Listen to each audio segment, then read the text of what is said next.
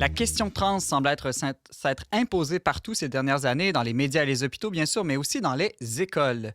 De plus en plus d'enfants et d'adolescents demandent à changer de sexe ou de genre, se voient accorder de plus en plus tôt des thérapies hormonales ou même des opérations chirurgicales. Quel regard pouvons-nous jeter sur ce courant qui cherche à aider les jeunes qui sentent un malaise avec leur identité?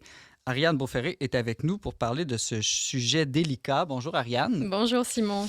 Alors, j'aimerais ça d'abord là, que tu nous aides à mieux comprendre là, de quoi est-ce qu'on parle quand on parle de questions trans, de transsexualité ou même transidentité. Oui, parce qu'il y a tout un vocable. C'est un vocable, un lexique qui se développe depuis 10 à 20 ans.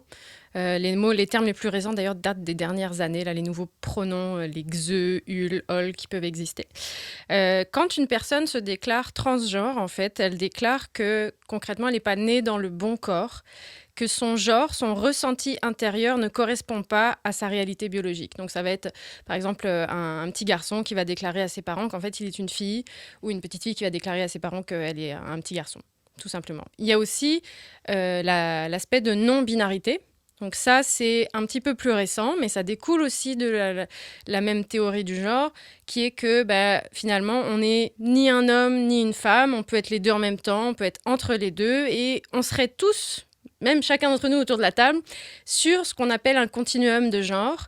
Donc il faut visualiser une ligne avec un extrême masculin, un autre extrême féminin, et on se positionne nous-mêmes, soi-même, parce que le genre, c'est un ressenti profond, c'est une autodétermination finalement, qu'on le déclare aux autres ou pas, on peut le garder pour soi, qu'on se trouve quelque part sur ce continuum de genre. Est-ce que c'est extrêmement fréquent, extrêmement rare? Moi, par exemple, si je me fie à mon expérience personnelle, j'ai aucun souvenir quand j'étais au primaire, au secondaire ou même à l'université d'avoir rencontré une seule personne qui se disait trans. Aujourd'hui, on a l'impression qu'on en parle comme si c'était le cas de presque un enfant sur deux, là. Oui, alors on en parle. J'exagère, évidemment. Évidemment, mais on en parle parce qu'il y a une augmentation qui est exponentielle. Puis on pourrait même parler quasiment d'épidémie, tellement ça augmente de façon exponentielle. Il y a encore quelques années, on parle de 10 à 15 ans, parfois 20 ans, il y avait 5 personnes sur 100 000 à peu près, en moyenne en Occident, qui se déclaraient transgenres, ou à d'autres termes. Il y avait le terme transsexuel qu'on utilisait aussi avant. Donc c'est 0,005% de la population. Aujourd'hui, dans les écoles, parce que les statistiques sont évidemment pas les mêmes quand on regarde au niveau des jeunes, des enfants et des adultes, puis elles sont difficiles à obtenir ces statistiques parce qu'il n'y a pas assez d'études là-dessus. En tout cas, sur ce sujet de comprendre pourquoi il y a de l'exponentialité, ça, il n'y a pas d'études là-dessus. On va avoir 0,5% des élèves au secondaire qui vont se déclarer transgenres. Dans le recensement canadien de 2021, c'est 0,52% des 15 à 34 ans. Donc là, on a énormément augmenté. Sur une école secondaire de 3500 élèves, par exemple, ça représente 15 à 20 élèves. Donc c'est plus du tout quelque chose qu'on ne voit plus. Et c'est quelque chose aussi, selon les pays, qui va être différent. Il y a des écoles secondaires aux États-Unis où c'est jusqu'à 10 à 20% des élèves qui se déclarent transgenres ou non-binaires, là. Donc, c'est plus du tout un phénomène extrêmement marginal comme c'était par le passé. Il y a des reportages d'il y a 20 ans où c'était plus pour montrer des vies un peu différentes, mais aujourd'hui, c'est quelque chose d'assez assez commun finalement dans les écoles. Pour quelqu'un qui est un peu dépassé par tout ça, ou même un adulte envers peut-être ses propres enfants, est-ce que c'est juste... Bon, je vais le dire comme ça vient, puis tu me corrigeras. Oui. Est-ce que c'est juste comme un caprice d'enfant ou un ado qui cherche à être différent et original? Alors, non. On pourrait le voir comme ça parce que on pourrait se dire c'est une mode, c'est une tendance, comme il y a eu des modes vestimentaires, comme par exemple il y a des endroits où il y a des jeunes qui sont plus gothiques ou ce genre de choses. Sauf que dans le cas de la transidentité, de la dysphorie de genre, ce qu'on appelle aussi, ça c'est le terme auparavant qui était une pathologie mais maintenant qui ne l'est plus, mais c'est plus le symptôme en fait du jeune et de l'enfant qui va dire moi je suis une fille alors que je suis née dans un corps de garçon. Ça vient avec tout un tas de problèmes, d'autres symptômes de comorbidité même dont on peut parler, qui sont par exemple une faible estime de soi, de la mutilation, des problèmes de troubles alimentaires. C'est aussi en lien avec des abus parfois qu'il y a eu dans l'enfance, des abus qui sont très graves. Donc c'est pas juste une question de Pas une tendance. crise d'adolescence classique, là. Non, c'est pas quelque chose de classique, mais il y a ce problème de le nombre de cas augmente et pourquoi. Et souvent, les experts en tout cas dans le domaine vont balayer un peu de la main cet aspect que les cas augmentent en disant bah, c'est parce que la population aujourd'hui elle est moins discriminante, elle est plus accueillante. Alors avant il y avait autant de personnes transgenres et non-binaires, mais aujourd'hui on est capable de les accueillir et c'est pour ça qu'on les voit plus. Sauf que cette façon de voir les choses, ça balaye complètement d'autres hypothèses. Donc là, on n'est plus du tout dans le domaine de la science. On est plutôt dans un certain aveuglement idéologique. Parce que s'il y a une augmentation des transgenres et des non-binaires, il peut y avoir aussi d'autres raisons. Il peut y avoir des influences externes. Il peut y avoir une influence culturelle dans les écoles. Il y a aussi l'aspect du militantisme LGBTQ+, qui est beaucoup plus présent qu'avant. Il y a les vidéos sur Internet. Il y a beaucoup de choses, en fait, qui pourraient expliquer le fait qu'aujourd'hui, les jeunes, peut-être, ont des problèmes identitaires, mais on ne se pose pas énormément de questions à savoir pourquoi, finalement. On accueille ces problèmes identitaires, on essaye d'y répondre, et la seule réponse qui est proposée, en tout cas au Québec, en Amérique du Nord, en France un petit peu aussi, aux Pays-Bas, en Angleterre, donc des pays quand même avec une médecine assez développée, c'est la thérapie transaffirmative. Qu'est-ce que c'est? C'est encore un mot plutôt nouveau pour moi. C'est plutôt nouveau, mais le nom est dedans, c'est transaffirmation, c'est l'affirmation de l'identité France, c'est l'affirmation de soi. Mm-hmm. C'est une idéologie finalement, parce qu'elle se base sur l'idée, et c'est vraiment une idée, c'est même une croyance, c'est pas prouvé, que ce que je ressens, c'est la vérité. Ce que je vis maintenant, c'est la vérité. Ça n'est influencé par rien. Donc mon identité de genre n'est influencée par rien, elle est intérieure totalement et elle peut changer même. Et donc c'est ça, et je le déclare aux autres et je dois m'affirmer pour finalement être heureux. Parce que si je suis malheureux et si je vais mal et si je vis de la souffrance, bien sûr, c'est parce qu'il y a cette incongruence, cette incohérence entre mon identité intérieure et mon corps finalement, et l'image que je renvoie aux autres. Et donc si je m'affirme, je vais aller mieux. Et pourquoi est-ce que la solution ne serait pas de travailler à changer notre ressenti plutôt que de travailler à changer notre corps? C'est peut-être une question bête, mais je la pose. C'est peut-être une question bête, mais c'est contraire. Ça voudrait dire que tu nies finalement l'identité. C'est ce que vont te dire les gens. Ils vont te dire, si tu dis ça, tu es transphobe parce que tu nies l'identité intérieure et tu es même violent. Ça, c'est quelque chose qui en revient souvent.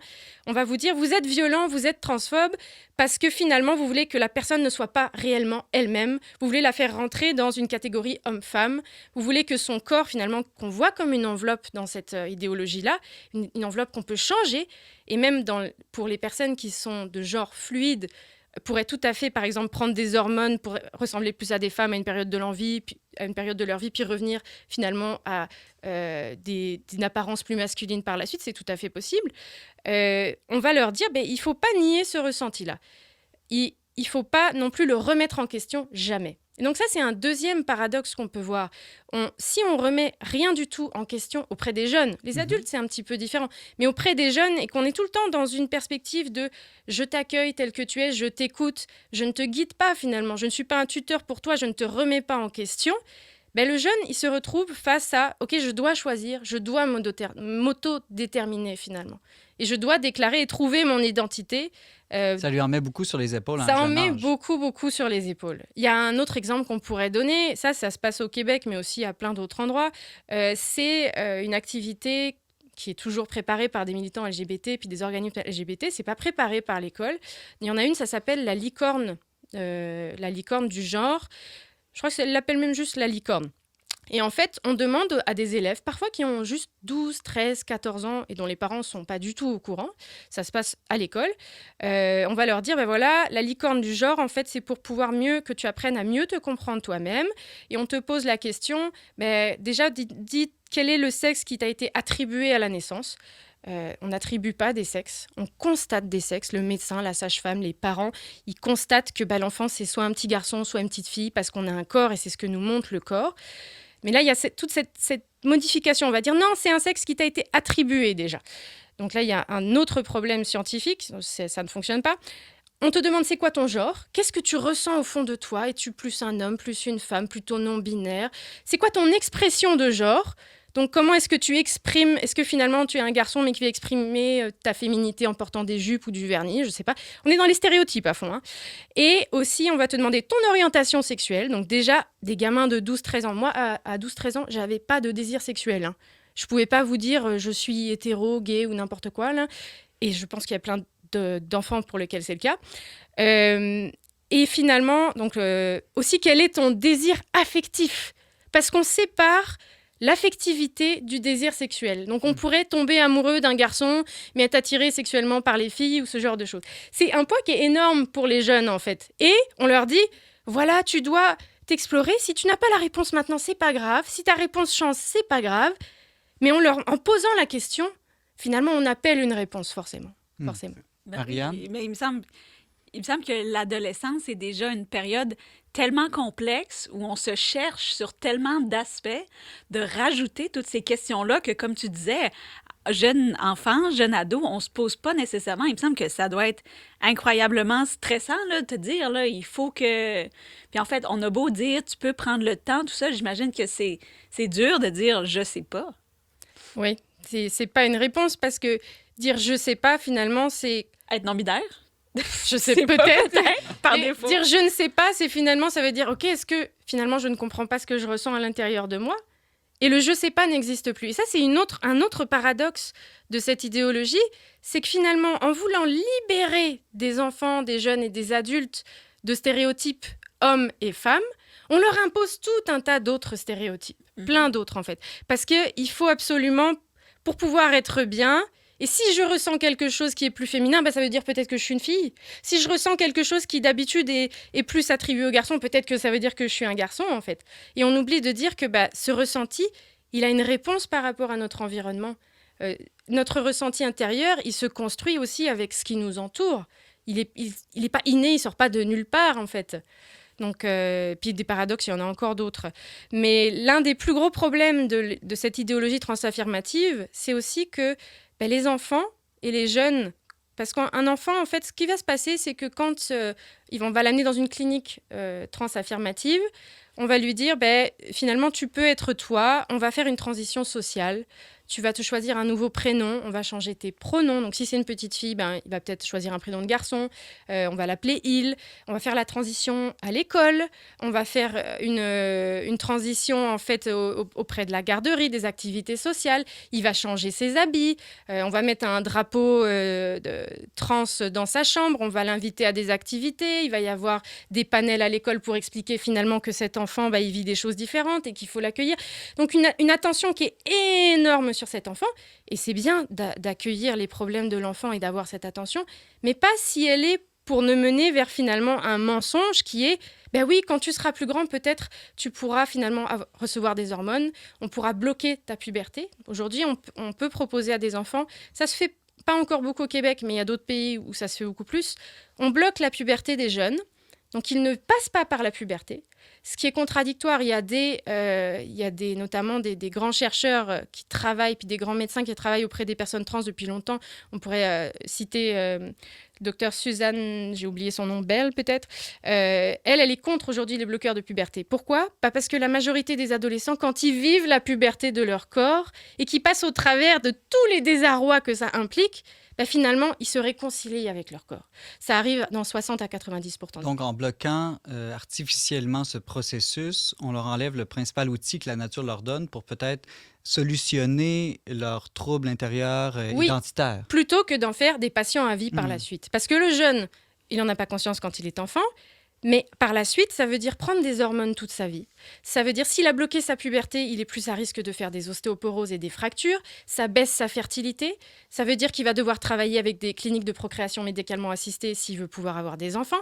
Ça implique des conséquences. Si on prend des hormones toute sa vie aussi, il y a d'autres problèmes. Il y a des problèmes de dépression, ça augmente les risques cardiovasculaires. Pour des personnes qui avaient un corps qui était sain à la base. Et imposer ça à des enfants et leur dire « mais c'est tout à fait normal et il n'y aura pas de problème », mais c'est un grand mensonge et c'est même un abus qu'on leur fait au final. En terminant, Ariane, qu'est-ce qu'il faut dire alors à son enfant s'il nous arrive puis nous dit qu'il ne se sent pas bien dans son identité ou dans son corps? Mais je pense que même si on a même des jeunes ou des préados qui nous écoutent, déjà de reconnaître que c'est normal en fait de se sentir mal dans sa peau, de ne pas savoir qui on est, de ne pas avoir de désir sexuel, de ne pas être tombé encore amoureux. Ça peut arriver quand on a 15, 16, 17, 18 ans. Parfois, on tombe amoureux beaucoup plus tard. Que tu ne sais pas encore si tu veux fonder une famille, si tu veux avoir des enfants, que tu ne connais même pas ta couleur préférée, les vêtements qui te vont, la coupe de cheveux qui te convient vraiment et que tu vois que tu changes. Mais c'est normal, tu es un adulte en devenir, ça demande du temps, pour te connaître, pour t'aimer, pour découvrir tes talents, pour devenir libre et responsable et pour aussi te tourner vers les autres et les aimer, ça prend du temps. Et donc, c'est de se laisser du temps. Laisse-toi du temps et ne t'impose pas de prendre aujourd'hui des décisions qui sont irréversibles, parce que non, ce n'est pas vrai que tout est réversible. Tu mérites de prendre ton temps, tu as le droit de ne pas tout savoir, tu peux faire des erreurs, mûrir, et ça demande du temps. Ariane Beauferré, biologiste et maman soucieuse du bien de tous les enfants. Merci de nous avoir parlé de cet enjeu difficile je pense que tu auras une suggestion à la fin pour ceux qui veulent aller plus loin. Oui, tout à fait. Merci Ariane.